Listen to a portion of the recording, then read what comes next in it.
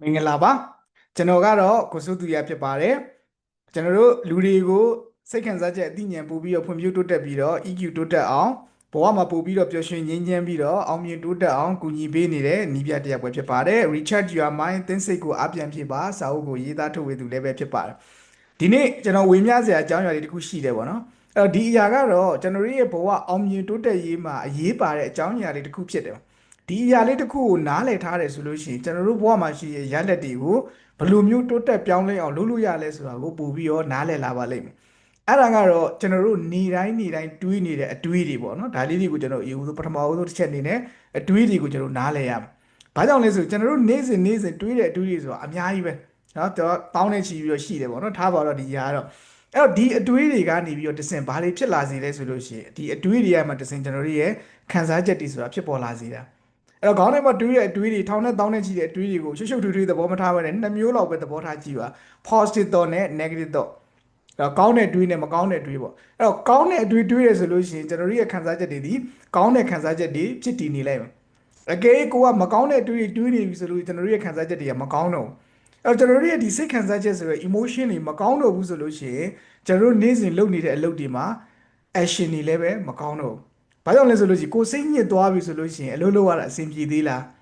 အခုဒီထဲမှာဗီဒီယိုကြည့်နေတဲ့ညီကောင်မတွေထဲမှာစိတ်ညစ်တဲ့အခါကျလို့ရှိရင်အလုပ်လုပ်ရတာပိုကောင်းတာပျော်တဲ့အခါကျလို့ရှိရင်အလုပ်လုပ်ရတာပိုကောင်းတာဘယ်သူပဲဖြစ်ဖြစ်ကိုပျော်ရွှင်နေတဲ့စိတ်ကြည်လင်နေတဲ့အခါကျလို့ရှိရင်ခံစားချက်တွေကောင်းနေလို့ရှိရင်အလုပ်လုပ်ရတာပိုကောင်းတယ်ဒါကြောင့်မို့အတွေးမှသည်စိတ်ခံစားချက်တွေကိုဖြစ်တည်လာစေတယ်ဒီစိတ်ခံစားချက်တွေမှသည်ကျွန်တော်တို့ရဲ့လက်တွေ့လှုပ်ဆောင်ချက်တွေကိုဖြစ်တည်လာစေတယ်အဲ့တော့ဒီလက်တွေ့လှုပ်ဆောင်ချက်တွေကောင်းတဲ့အခါကျတော့ကျွန်တော်တို့ရဲ့ result ဆိုရယ်ရလဒ်တွေပြောင်းလဲလာမှာဖြစ်တယ်ဒါကြောင့်မို့လို့ကျွန်တော်တို့အတွေးကောင်းတဲ့အတွေးတွေစူးစမ်းပြီးတော့တွေးပြီးမယ်ဒါမှကောင်းတဲ့ခံစားချက်တွေကိုပို့ပြီးတော့မွေးမြူနိုင်မှာဖြစ်တယ်အဲ့တော့နောက်တစ်ခုကတော့ကျွန်တော်တို့ကောင်းတဲ့ကျွန်တော်တို့ရဲ့လှုပ်ဆောင်ချက်တွေကိုပို့ပြီးတော့ဖြစ်တည်လာစေလိမ့်မယ်ကောင်းတဲ့ရလဒ်တွေကိုရစေလိမ့်မယ်ဒါကြောင့်မို့လို့အတွေးကောင်းတော့မှရလဒ်တွေကောင်းမှာဖြစ်တယ်အဲ့တော့အတွေးကောင်းမှုဆိုတာကလည်းပဲစူးစမ်းပြီးတော့ကျွန်တော်တို့ကလေ့ကျင့်ပေးရဘာကြောင့်လဲဆိုလို့ရှိရင်ကျွန်တော်တို့ရဲ့စိတ်ဆိုတာဥယျာဉ်ကြီးတစ်ခုနဲ့လားတဲ့တူတယ်အဲ့တော့ကျွန်တော်တို့ပန်းဥယျာဉ်ထဲမှာတာယာလှပတဲ့ပန်းမင်လေးတွေပို့ပြီးတော့စီစီနဲ့ဖြစ်ထွန်းနေမှာလားဒါမှမဟုတ်လို့ရှိရင်စူးပင်ခြုံတွေတွေကပို့ပြီးတော့များနေမှာလားမြက်ပင်တွေကပိုများနေမှာလားဒါကဘယ်သူ့ဘက်မှာမူတည်လဲဆိုလို့ရှိရင်ကျွန်တော်တို့ရဲ့စိတ်ခံစားချက်တွေကျွန်တော်တို့ရဲ့ဥယျာဉ်မှုပေါ့နော်စိတ်ခံစားချက်ဥယျာဉ်မှုမှာမူတည်တယ်ကျွန်တော်တို့ရဲ့စိတ်ဆိုတာလေဥယျာဉ်မှုဥယျာဉ်တစ်ခုလိုပဲဖြစ်တဲ့ကြောင့်မို့လို့ကျွန်တော်တို့ရဲ့စိတ်ဆိုဥယျာဉ်ထဲမှာ positive emotion နဲ့တူတဲ့တစ်ပင်ပန်းပန်းလေးတွေကောင်းတဲ့အတွေးလေးတွေ positive thought တွေနဲ့တူတဲ့ကောင်းတဲ့ဒီပန်းမင်လေးတွေပို့ပြီးတော့ကျွန်တော်တို့စိုက်ပျိုးမှာလားဒါမှမဟုတ်လို့ရှိရင်ကျွန်တော်တို့negative emotion တွေ negative thought တွေနဲ့တူတဲ့စူးပင်ခြုံတွေအစိတ်ပင်တွေဒါတွေပို့ပြီးတော့များလာမှာလားဒါကဘယ်သူ့ဘက်မှာမူတည်လဲဆိုရင်စိတ်ဥယျာဉ်မှုပေါ်မှာမူတည်တယ်အဲ့တော့စိတ်ဥယျာဉ်မှုကဘယ်သူဖြစ်မလဲစဉ်းစားကြည့်ပါစိတ်ဥယျာဉ်မှုကကျွန်တော်တို့ကိုယ်တိုင်ပဲဖြစ်ပါတယ်အဲ့တော့ဒီကျွန်တော်တို့ကိုယ်တိုင်ဖြစ်တဲ့စိတ်ဥယျာဉ်မှုကို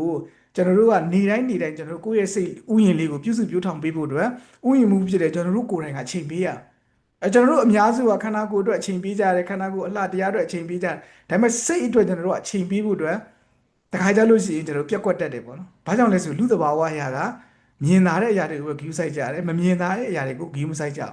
းဒါကြောင့်မို့ကျွန်တော်တို့ရဲ့ဘဝမှာရှိရရက်လက်တွေပိုကောင်းလာဖို့အတွက်ရလက်တွေဆိုတာကတော့ကျွန်တော်တို့ရဲ့ပျော်ရွှင်ခြင်းအောင်မြင်မှုဆိုတာလည်းပဲတချို့အတွက်ကြတော့အဓိပ္ပာယ်အမျိုးမျိုးဖြစ်လိုက်မယ်ပေါ့နော်တချို့ကြတော့မိသားစုနဲ့နေနိုင်တာအောင်မြင်မှုတချို့ကြတော့ငွေကြေးလက်တာအောင်မြင်မှုတချို့ကြတော့အလုပ်ကောင်းကောင်းရတာအောင်မြင်မှုယာရုကောင်းကောင်းရတာဘလို့အောင်မြင်မှုမျိုးပဲဖြစ်နေပါလေစေ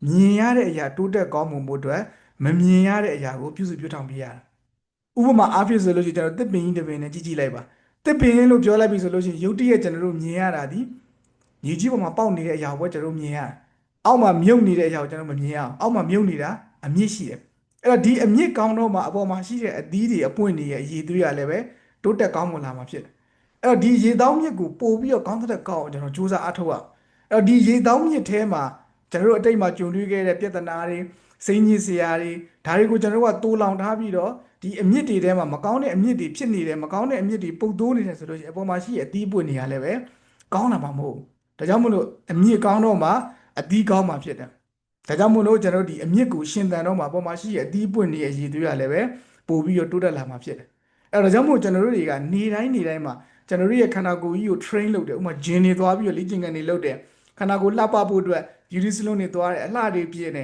ေဒါတွေကိုလည်းလုပ်ပါဒါပေမဲ့ကျွန်တော်တို့ရဲ့စိတ်ကိုလည်းပဲ မမေ့ပါနဲ့ကျွန်တော်တို့ရဲ့အတွေးတွေကိုတန့်စင်ပေးဖို့အတွက်အတွေးတွေကိုကောင်းတဲ့အတွေးတွေပို့တွေးနိုင်စေဖို့အတွက်လေ့ကျင့်ပြုစုပြုထောင်ပေးရနောက်တစ်ခုအနေနဲ့ကျွန်တော်တို့အခုဆိုလို့ကျွန်တော်တို့ရဲ့ဖုန်းလေးတွေကိုကျွန်တော်တို့ကအားသွင်းကြတယ်နော်ဘာကြောင့်လဲဆိုလို့ရှိရင်ဖုန်းကနော်ကျွန်တော်တို့ဒါအားကုန်တော့မယ်နော်စသဖြင့်ပေါ့နော်အဲ့ခါကျလို့ရှိရင်ကျွန်တော်တို့ဖုန်းလေးကိုcharge လေးသွင်းကြရအဲ့လိုမျိုးကျွန်တော်တို့အားသွင်းတယ်လို့ပေါ့ကျွန်တော်တို့ရဲ့စိတ်ကိုလည်းပဲအားသွင်းပေးဖို့လိုတယ်ဒါကြောင့်မို့ကျွန်တော်စာအုပ်လေးတုပ်ကျွန်တော်ရေးသားထားတာရှိရဲပြီးခဲ့တဲ့လပဲထွက်ထားခဲ့တဲ့စာအုပ်လေးတုပ်ပါဒါကတော့ဘာလို့ခေါ်လဲဆိုရင် recharge your mind လို့ခေါ်တယ်တင်းစိတ်ကိုပြန်ပြီးတော့အားဖြည့်ပါပေါ့နော်ကျွန်တော်ဖုန်းတွေကိုအားဖြည့်သလိုပဲစိတ်ကိုလည်းပဲအားဖြည့်ပေးရအောင်ကျွန်တော်တို့အများစုဒီစိတ်ကိုအားမဖြည့်ကြဘူးပေါ့အားမဖြည့်တဲ့အတွက်ကြောင့်မို့ကျွန်တော်တို့ကဘာဖြစ်လဲဆိုရင်စိတ်အားတွေကုန်နေတယ်စိတ်အားကုန်တော့ကျွန်တော်တို့လုပ်တဲ့အလုပ်တွေတိုင်းမှာ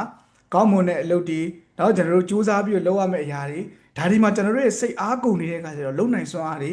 နည်းလာကြ။ကြောင့်ရေတောင်းမြစ်ကိုဂီးဆိုင်ပါကျွန်တော်တို့ရဲ့စိတ်ကိုဂီးဆိုင်ပါ။ဒါမို့ဒီစာအုပ်ထဲမှာကျွန်တော်ပြည့်ပြည့်ဝဝကျွန်တော်ဗပေါင်းစုံကနေပြီးတော့လူတွေရဲ့စိတ်ခံစားချက်တွေပို့ပြီးတော့တိုးတက်ကောင်းမွန်လာစေဖို့အတွက်ဘဝအောင်မြင်တိုးတက်စေဖို့အတွက်ရေးသားပေးထားပါတယ်။ဒါကြောင့်မို့အမြင့်ကောင်းမှအပေါ်မှာရှိတဲ့အတီးပွင့်တွေကောင်းမှဖြစ်တယ်။အဲ့တော့အမြင့်ကောင်းဖို့အတွက်ကကျွန်တော်တို့ရဲ့စိတ်ကိုကြိုးစားပြီးတော့တည်ဆောက်ပေးရမယ်။အဲ့ဒါကြောင့်နေတိုင်းကျွန်တော်အကောင်းဆုံးကောင်းတဲ့အတွေ့အကြုံတွေးပါ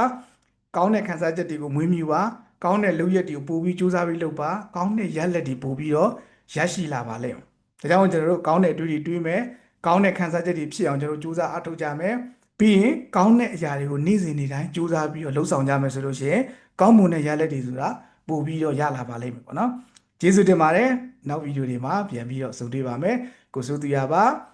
Reject Your Mind စာအုပ်ကိုရေးသားထုတ်ဝေသူလည်းဖြစ်ပါတယ်ကျေးဇူးတင်ပါတယ်